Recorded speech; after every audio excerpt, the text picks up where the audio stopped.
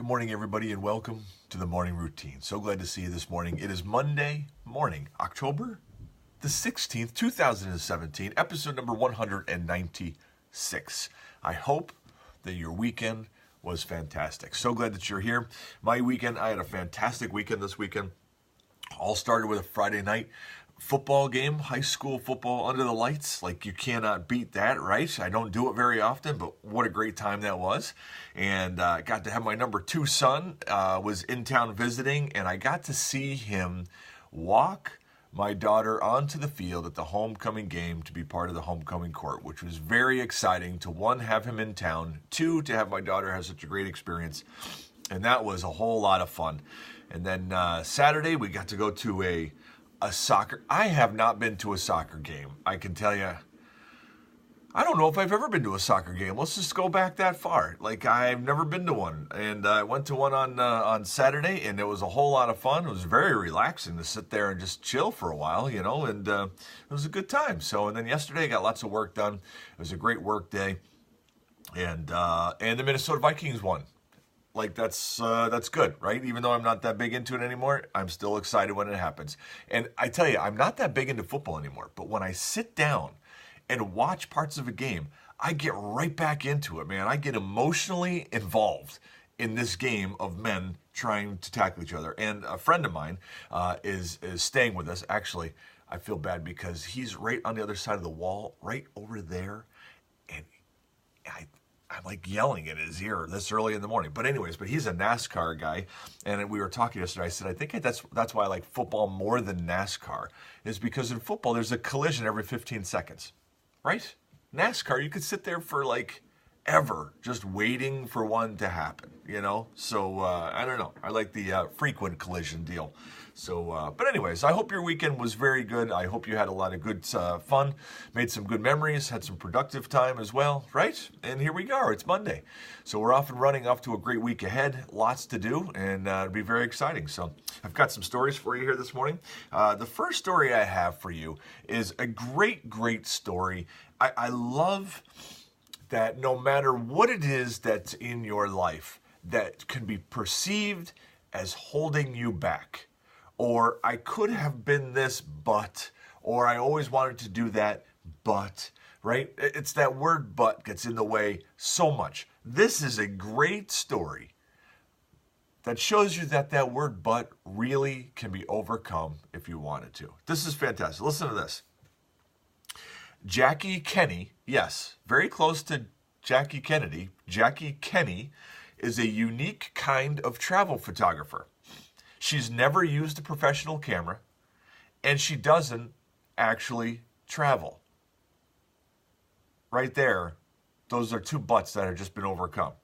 Kenny is an agoraphobic, meaning she gets anxiety and even panic attacks in unfamiliar environments or situations she perceives as uncontrollable, so she can't travel. The condition makes it hard for her to travel physically, which prompted her to find an alternative way to explore the world. She wanted to be a travel photographer. So, what does she do? All of her pictures are taken by screen-grabbing stills from Google Street View. Yes. You know when you go in Google Maps and then you go to Google Street View and you can see stuff around you? Kenny sees a unique beauty in what she calls street view photography. I love the angle of the camera, the slight oddness, the 360-ness, and even the blurred faces, she says. Everything that gives it a bit of an otherworldly feel. Isn't that amazing?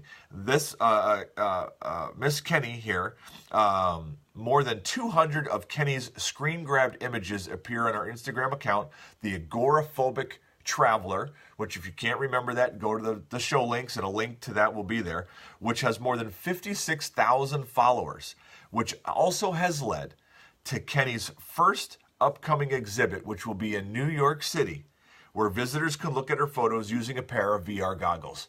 How amazing is that? Now, she has to travel to New York City, so she's going to have to overcome that, right? But she actually is going to have a photo show, an exhibit in New York City with as a travel photographer with never using a camera and never traveling. I love it. Very cool, man. Good for you, Miss Kinney, for doing that. So, next story I have for you. This device has been out for a while. and I haven't heard anybody say anything about using it or any feedback on it. I guess it's the premise behind the item that has my mind intrigued. So Mattel came out with an AI piece, artificial intelligence piece, called the Aristotle. I don't know if you've heard of this or not. It's cost $349.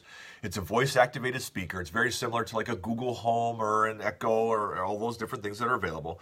The only difference is that this device was built specifically to live in a child's room, which right off the bat, I'm like, man, I don't know how I feel about that personally. Aristotle is designed to be far more specific than the generic voice assistants of today. This is designed to be a nanny, a friend, a tutor, equally able to soothe a newborn and aid a tween with foreign language homework. It's an AI to help raise your child. Okay, so the premise of this unit is to supplement you and be in their bedroom, which means you're not there, right? So I guess the part right now that I would struggle with on this, and maybe I'm just old-fashioned, I don't know, is that means that somebody is in the room and they're training this thing to be able to answer questions, to be able to speak to them.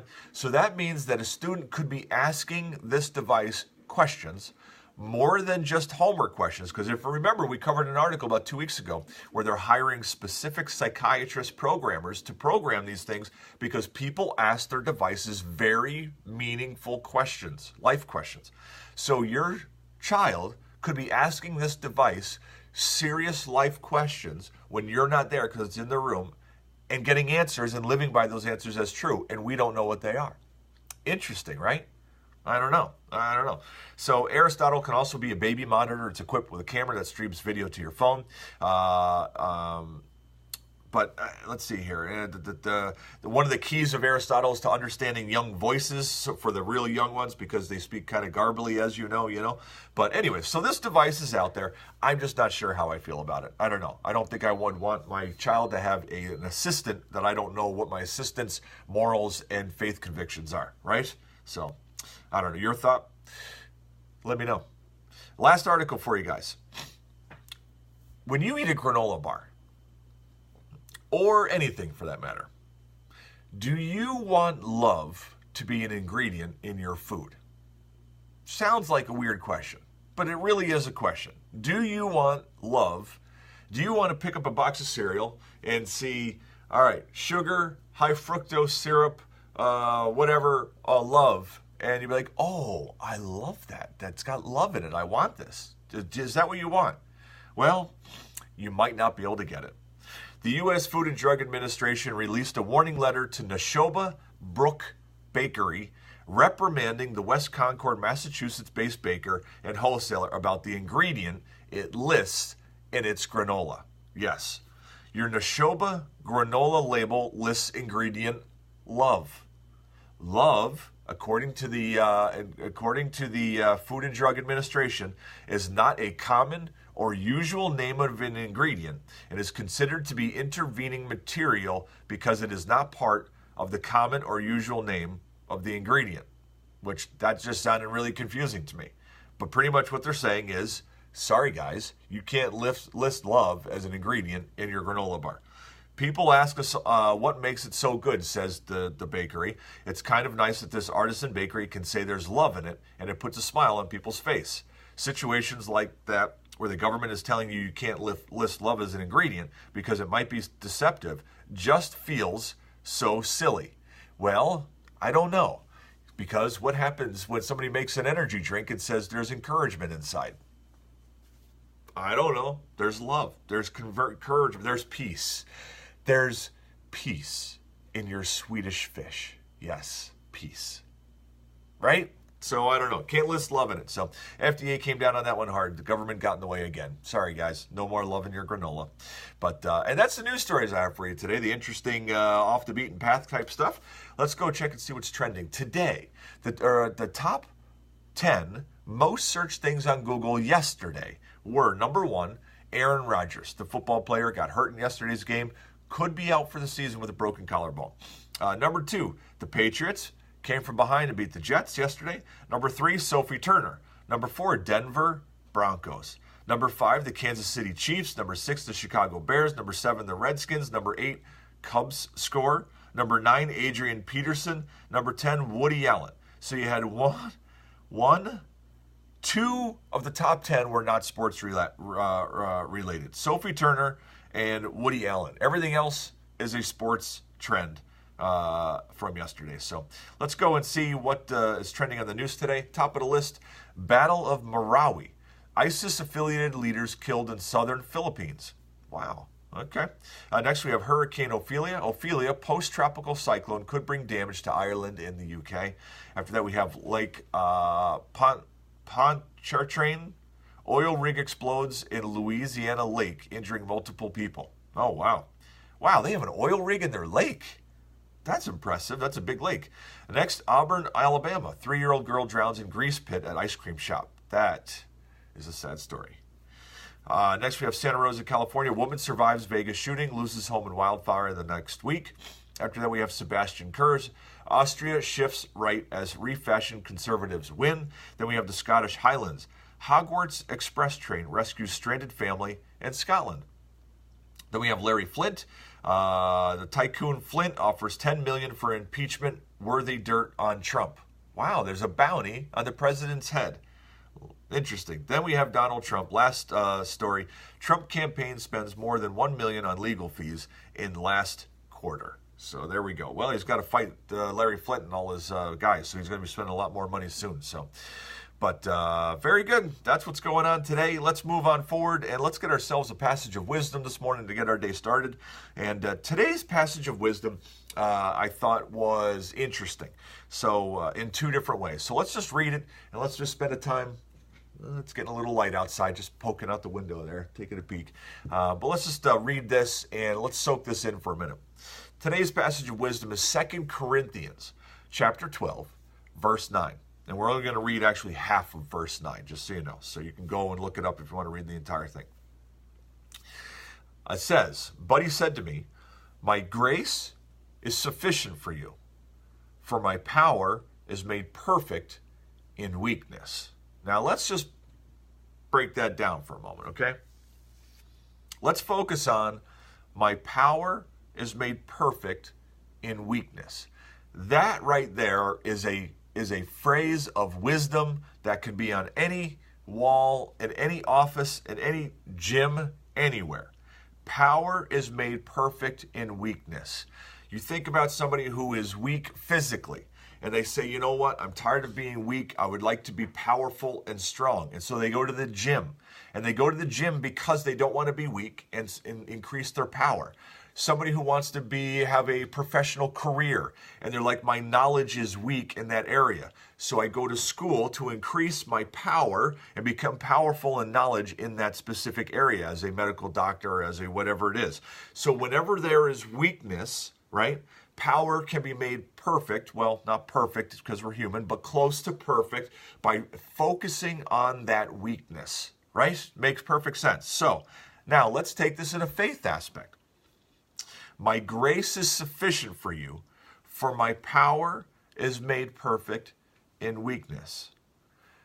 God's grace and his strength and his power are made perfect when we notice our weaknesses and depend and rely on him and call out his name to help us and to lift us up and make us strong again. My grace is sufficient for you. My power is made perfect in weakness. When we are feeling strong and confident, we tend to become Rambo and say we can do it on our own, and we forget to keep God as a main ingredient in what we're doing. Because we don't feel weak, we feel strong. God's power becomes perfect in our weakness because that seems to be the time that we call on him.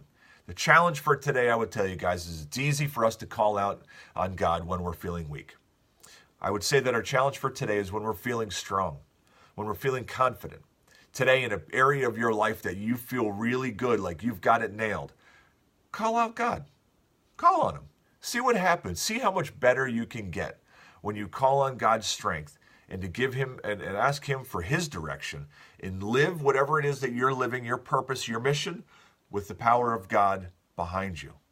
See what happens, So let's pray, guys. Let's get this day started. Father, good morning. Father, we thank you for yet another Monday to wake up, our eyes to crack open and start thinking about a wonderful day ahead. Maybe we're not feeling like it's such a wonderful day because it's a Monday morning, back to work after having a weekend of downtime. But Father, every day is a great day of opportunity to engage, to encourage people, to be productive. Like the passage you gave us, the harder we work hard so that we're able to give more away. There's opportunities to to move forward and create more and to give more and to affect more people because we're doing and we're being active. Give us the strength today, Father, even in the areas where we feel very, very confident and we've got it nailed and we know our job really well. Father, help us and remind us to call on you. And let's see what happens as we call on you throughout the day, asking you to help us be even better and be even greater and to help give us focus and help us to focus on what it is that you want for our lives. Father, we thank you for this passage of encouragement that speaks exactly to that today, that your grace is sufficient and your power becomes strong in our weakness. Father, be with us today. Keep us safe. We love you. Amen. And that, my friends, is a magnificent wrap to the morning routine on Monday morning. So glad that you guys were here today. I can't wait to be back with you tomorrow morning. And until tomorrow morning, don't you ever forget to be exactly who you were meant to be. I love you guys. Have a great day.